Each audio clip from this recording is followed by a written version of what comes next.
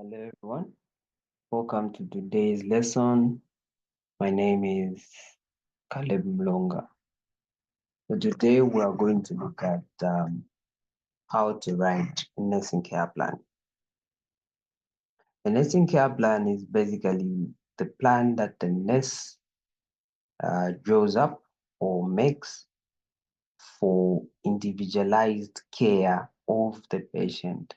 So basically, a nursing care plan is the care that the nurse provides to the patient.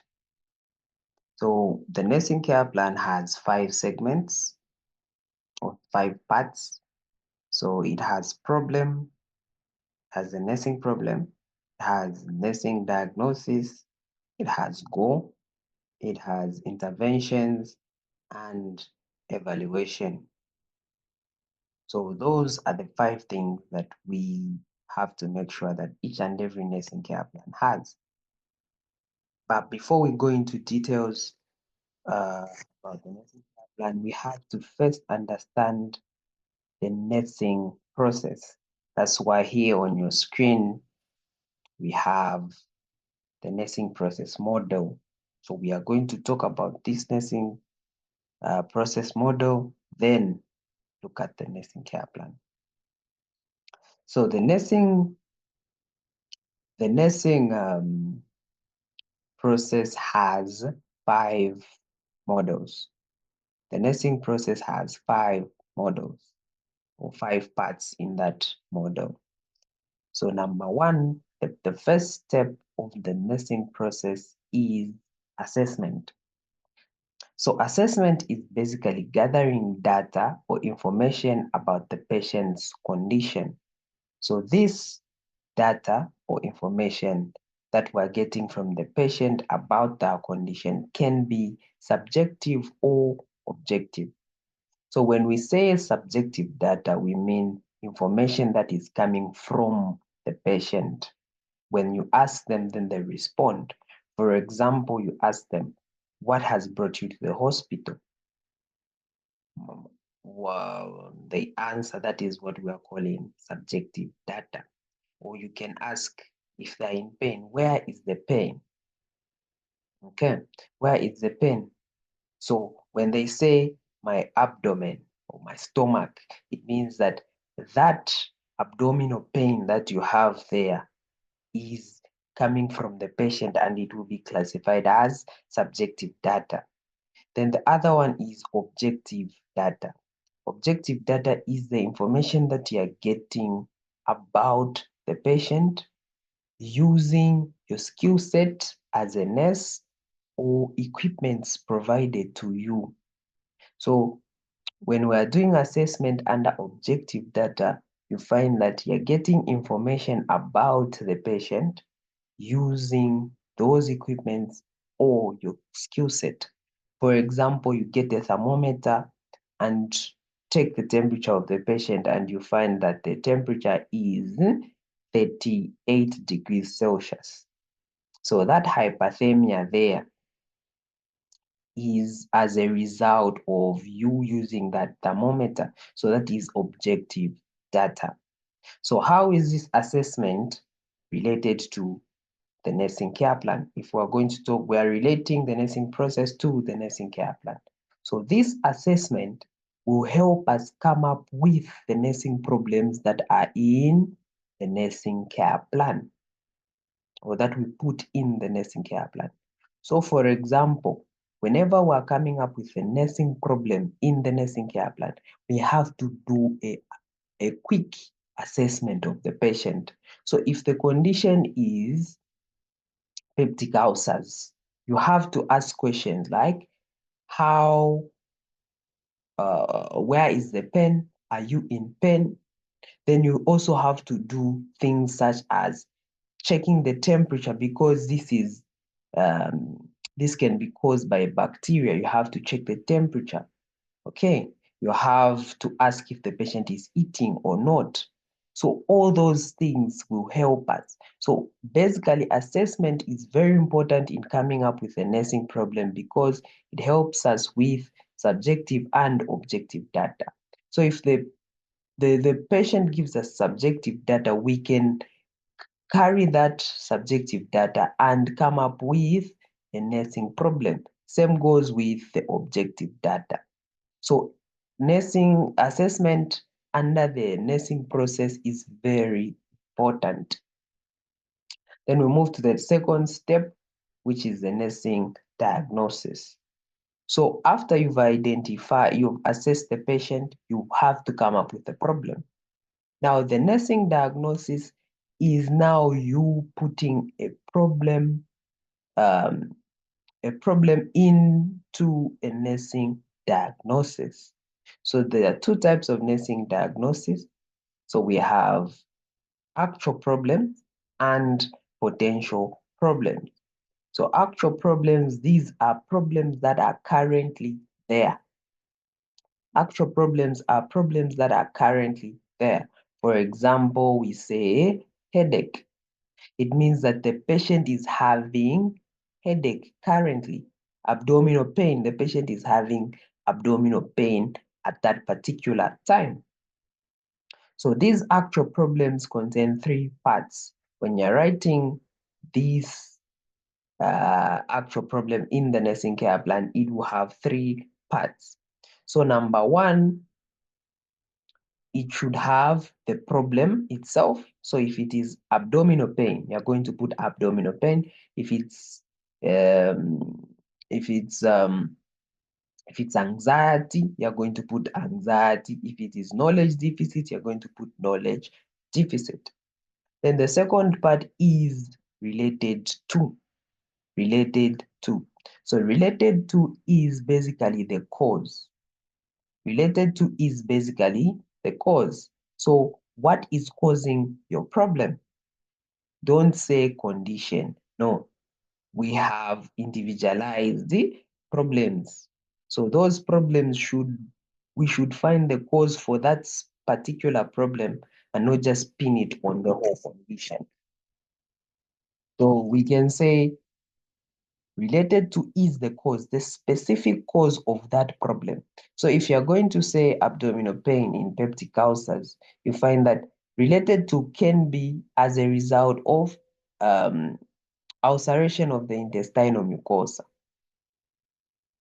Okay, so right there and then you can see that the cause of this abdominal pain is that we have ulceration of the GIT mucosa or the intestinal mucosa. So remember, the actual problem will start with the problem itself, then related to. So related to is the cause. And then the last part is evidenced by. So evidenced by is why you are certain or why you know that there is a problem here. How do you know that the problem is actually there? So that is what we are calling the nursing, the evidenced by. So evidenced by, you are going to, how do you know? So it is either by seeing or by the patient telling you or by you carrying out certain tests. For example, in abdominal pain, the patient can actually tell you that they have abdominal pain. So it can be related to patient verbalization. So remember, we are saying that the actual problem has three parts. Number one, the problem. Number two, related to, which is the cause. And number three, evidenced by. Evidenced by is the evidenced by is how do you know that this problem is there? Then from there, we move to the other nursing problem, which is the potential problem.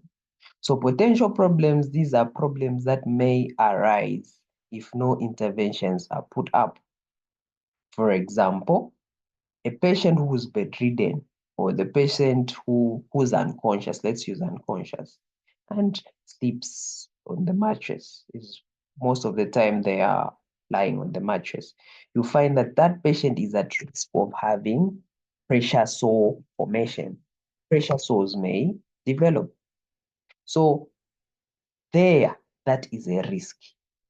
The pressure sores are not currently there, but if no solutions are put up, this patient will have those pressure sores. So potential problems are problems that may come if no interventions are put up.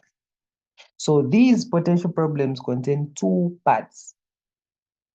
Number one, the problem itself.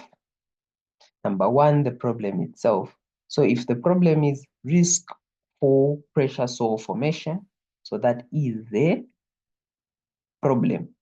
Then number two, we are saying it should have a related to cause. So related to, like that. So basically what we are saying is that potential problems have, number one, the potential problem itself, which is risk of something. So risk for injury, risk for pressure sore formation, risk for infection, etc. Then it will have related to, that's the cause. So it should be put in a statement form. So if you are going to start risk for pressure sore formation related to the unconscious state of the patient, or related to patient being bedridden. So that is how you are going to write these things. So that is about the nursing diagnosis. Then the other one is planning. So planning is the third step under the nursing process model. So this planning basically involves setting goals. So these goals or objectives are things that you want to achieve at the end of your interventions. So these are desired or desirable outcomes. So whenever you're setting these goals, you have to make sure that you're talking about, or you are putting a statement that includes what you want to achieve, a desirable outcome. And remember, these goals have to be SMART. So when we say SMART, SASMART,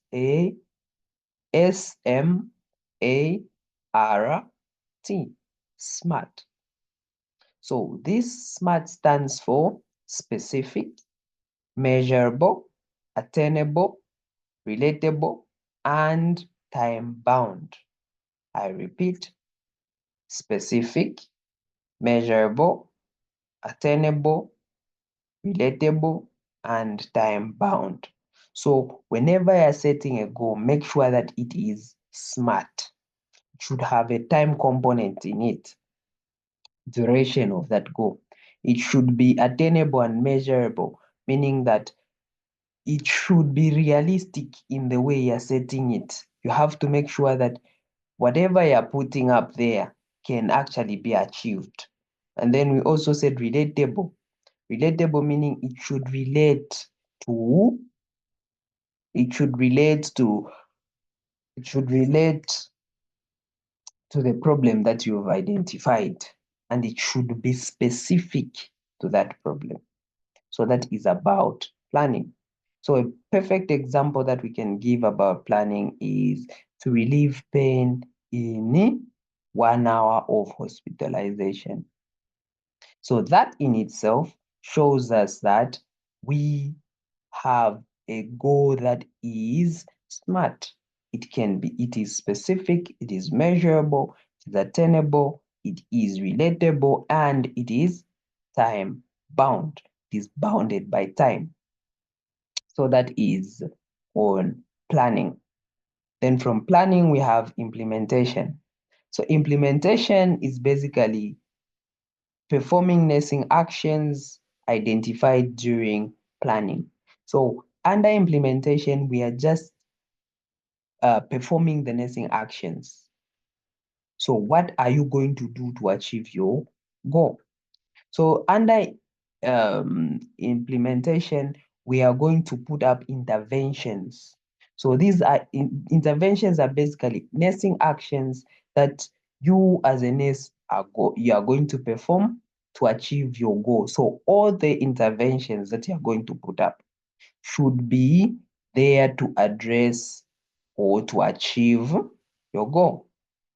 That's the first one. The second thing about interventions is that each and every intervention should directly or indirectly achieve your goal. What do I mean by indirect and or direct? So direct, we mean directly affecting the problem. So for example, and we get an example of abdominal pain. You say, I will administer analgesic such as paracetamol to relieve pain. That's the direct intervention, directly addressing the pain. But if you say, I will provide diversional therapy such as television to distract the patient, that is an indirect approach. So that one is not directly stopping the pain, but it is going to distract the patient from the pain, therefore relieve pain. So that is what I meant by direct and or indirect. So whatever intervention you put up should address or should be addressed at achieving your set goal.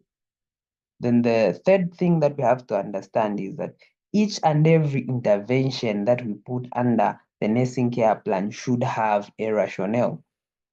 What do I mean by a rationale? I mean the reason why you are doing it. So if I'm going to say, I will give analgesics such as paracetamol, there should be a reason why I'm giving that paracetamol. So there we are saying you have to make sure that each and every nursing intervention that you put up should have a rationale. And remember, under interventions, you have to think like a nurse.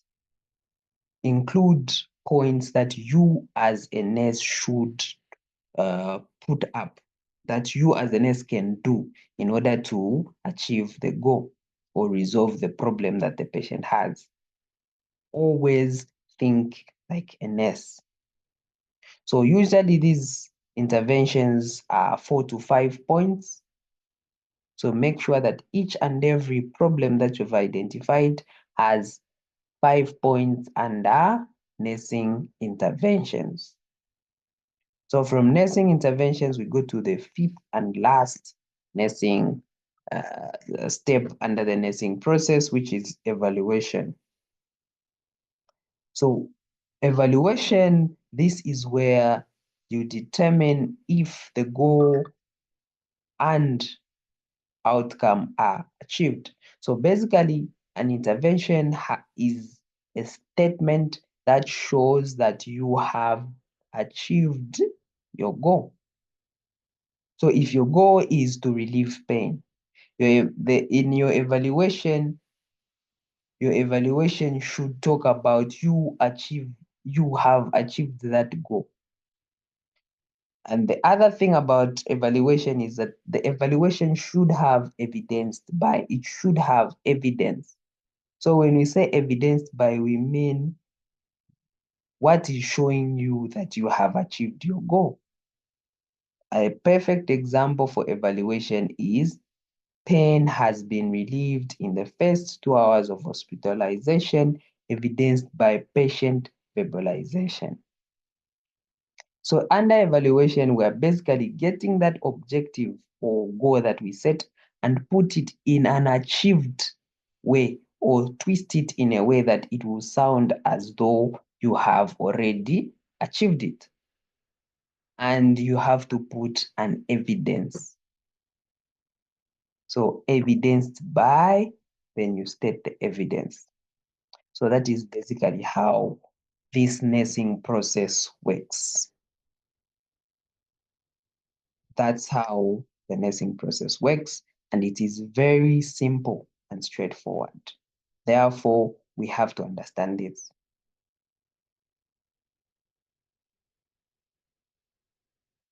We have understood the nursing process. Let's just quickly look at the nursing care plan. So we're just going to look at one problem up to evaluation, then we wrap up the video.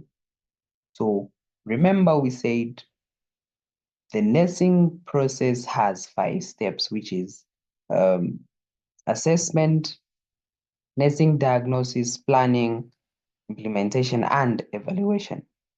The nursing care plan has 5 too, but it has problem, nursing diagnosis, goal, interventions, and evaluation.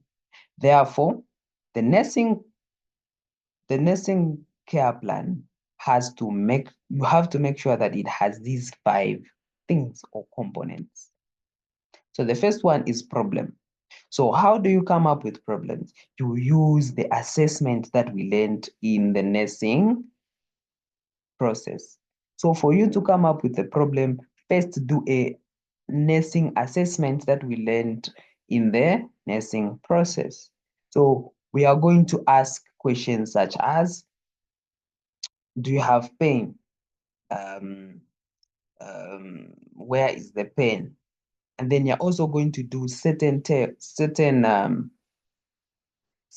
investigations, such as checking if the patient is dehydrated or not. You have to check all those things. So for example, our first problem is as a result of the patient saying, I am vomiting and passing diarrhea, as we see in conditions such as cholera. So the patient has experienced profuse vomiting and diarrhea. Therefore, we get that problem and say the patient has dehydration. But dehydration is not a nursing problem. It is a complication or a sign and symptom. So we are going to get that dehydration and put it in a form of a nursing problem. Therefore, dehydration can be put up as fluid volume deficit.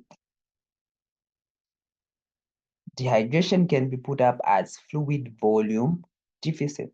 So that's how we have come up with our problem.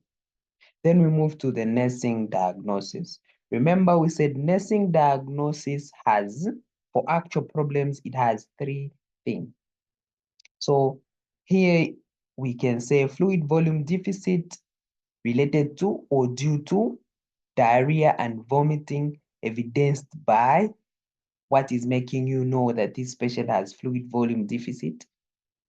So that is sunken eyes, loss of skin turgor, dry mucosa membrane. That is basically signs of dehydration. So fluid volume deficit, just to be clear, that's just reduced levels of fluids in the body. That's dehydration in a nursing problem type of way.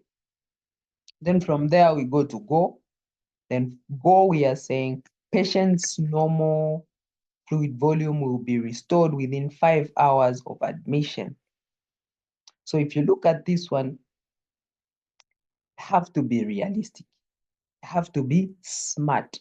As you can see, this one has the 5 things that we spoke about in SMART. It is specific, it is measurable, it's attainable, it is relatable, and it is time bound.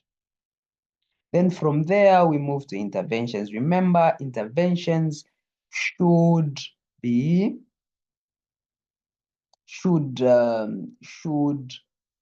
are basically statements that should be addressed at achieving your goal. So the first one, you can say, I will commence intravenous fluid therapy and monitor to replace lost fluids. So basically what we're doing here is putting up points that will be points or actions that are going to address the goal. So if you say, I will administer an intravenous fluids for what? The rationale is there. Number 2, you can say, I will assess the fluid and electrolyte status during each shift to monitor progress of hydration. So all those things can be put up. The third thing is I will maintain strict and accurate intake and output fluid chart to avoid overload. So all these things are points that are going to address the fluid volume deficit. And lastly, let's look at the evaluation. So under the evaluation, as you can see here, we are saying patient's normal fluid volume restored within 5 hours of admission, evidenced by good and normal skin tagger with moist mucosa membrane. So as you can see this evaluation, it is having the same goal, but the goal has just been changed to sound in an achieved way. The same statement, but it is just put up in a way that it is sounding achieved. It is no longer the patient will, but it is the patient has. So under the goal, it is a futuristic statement, but under the evaluation, it is an achieved statement. So instead of saying the patient to achieve normal fluid volume, here we are going to say the patient has achieved normal fluid volume. So that is how we are going to put it. And as you can see here, it also has evidence. So evidenced by what is making you see that this particular patient has good or restored fluid volume. So here we have examples such as normal skin tagger with moist mucosa membrane. So that is how we write the interventions. Okay, we have come to the end of our session. If you have any questions, you can comment in the comment section. And for those who have not yet subscribed, you can click on the subscription button. You can subscribe to our channel. Thank you for watching. See you next time.